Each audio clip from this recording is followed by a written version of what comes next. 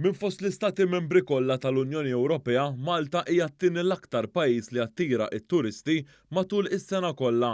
Qabel Malta hemm biss il-Finlandja. Dan ħareġ minn ċifri pubblikati mill-Uffiċċju tal-Istatistika tal-Unjoni Ewropea, il-Eurostat.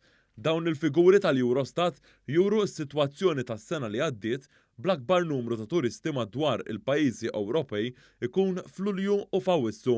It-turiżmu f'pajjiżna f'Lulju tas-sena li għaddiet kien 13.8% tal-att totali tat-turisti li ġew f'pajjiżna matul dik is-sena.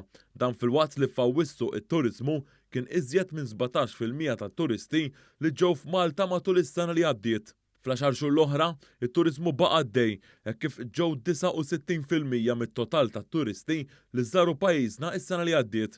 Ir-rata ta' pajjiżna tisboq sew ir-rata medja tal-pajjiżi tal-Unjoni Ewropea għax-xhur l-oħra tas-sena, apparti Lulju u Awwissu, hekk kif din hija ta' 57%.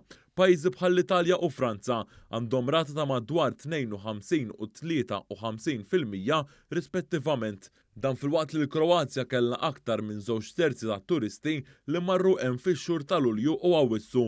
Minn dawn iċ-ċifri tal-Eurostat ħareġ ukoll li aktar minn nofs l-akkomodazzjonijiet ġew ibbukjati fil-Belt Valletta. Dawn ġew ibbukjati minn siti online tal-ivvjaġġar.